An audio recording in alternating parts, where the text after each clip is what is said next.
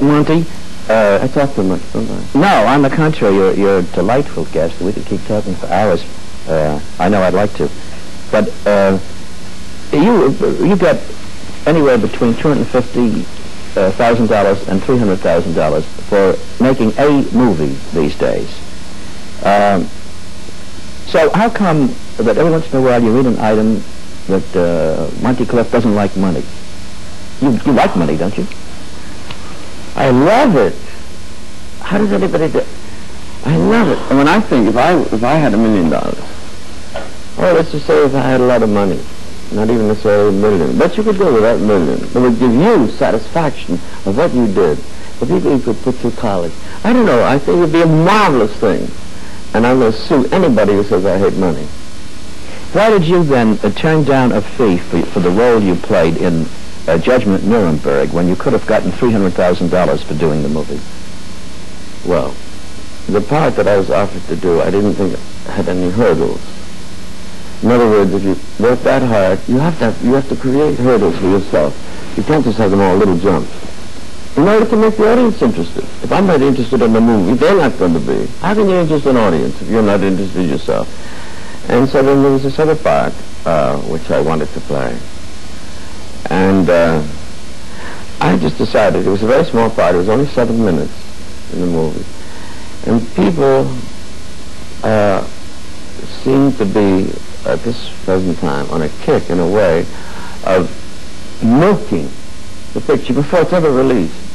You cannot be paid $1 million for something, however good it is, and not, I don't know, I was a little offended by all that, and I think that's one of the contributing factors for my doing that.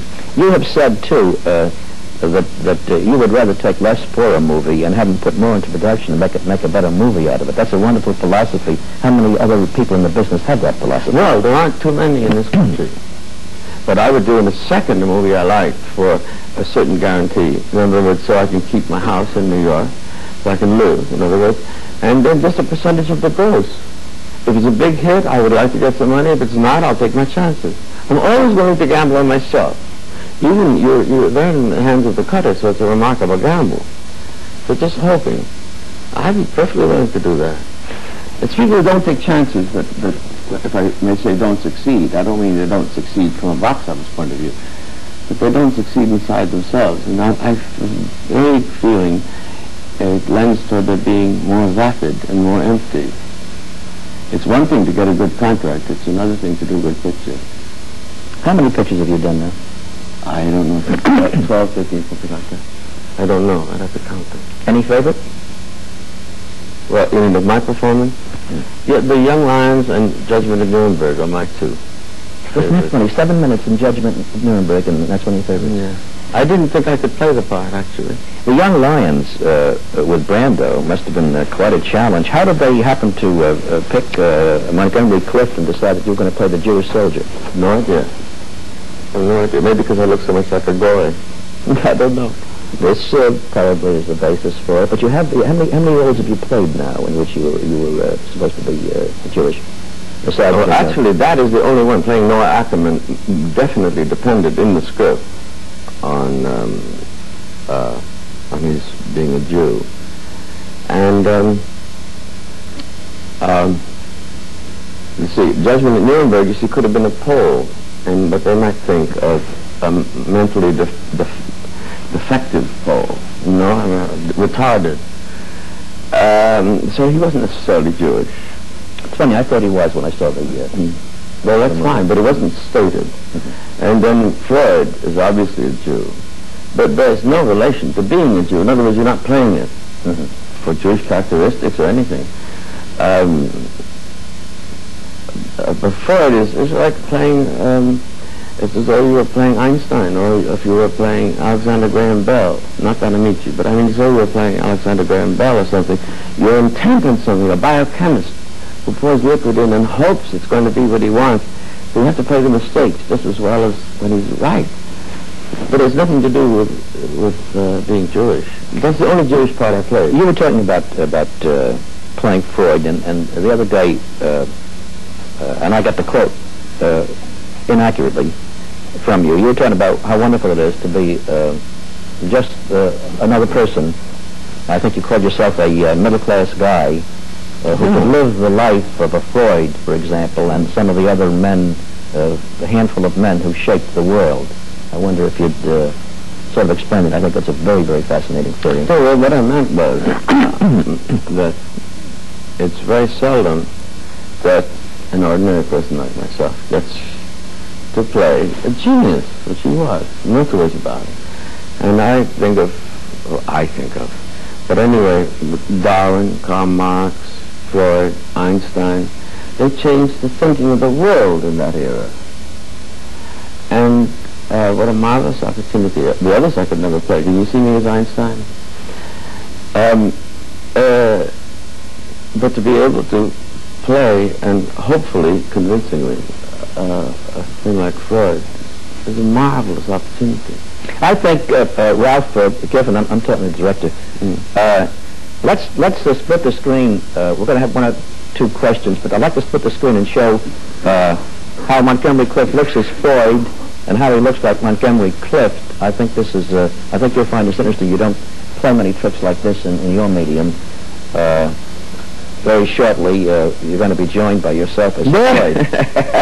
But before we even show it, you had some beautiful things to say about Marilyn Monroe as an actress, not just as a person, when you played with her in The Misfits and with Gable.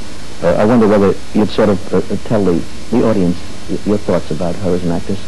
Well, and it's not like talking about somebody who's dead, because it's very easy to go a little lightly on the bad qualities of people when they're dead. But I tell you, I've done only 12, 13 films, but you always have to pay off with somebody, or several people. I've never known an actress so vibrant and so receptive as Marilyn. I would be very nervous before some scenes, not nervous before others, but she always had a sense. You could say something. You know, there are actors, for instance, that you say, I love you, they say, I love you, you say it back.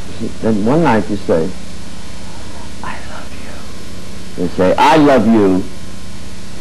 Well, that kind of acting is just fatal for the other actor because they get nothing back. See what I mean? But I could look into her eyes, and in whatever way I read what I read, she heard every bit of it. And also, she changed the line once accidentally, and it made a change in tense, and I changed the tense of my answer. So we're both listening. She's the most rewarding actress I've ever worked with. Actor or actress, I don't even say that. Well, that's beautiful. I just thought that should be on the record. Marvelous. Can we get this? Yeah, where's half of me? Let's have the two halves of Montgomery Clift. Yeah. There it is. I should have kept the beard, I think. That's a terrific photograph, though. Best I've seen. We're going to come back with both Montgomery Clifts just after a few words from the sponsor.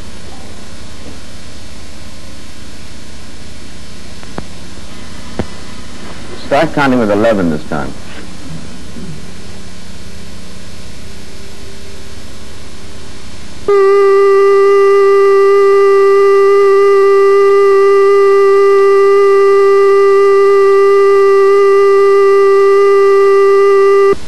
Gardner, January 13, cut 4.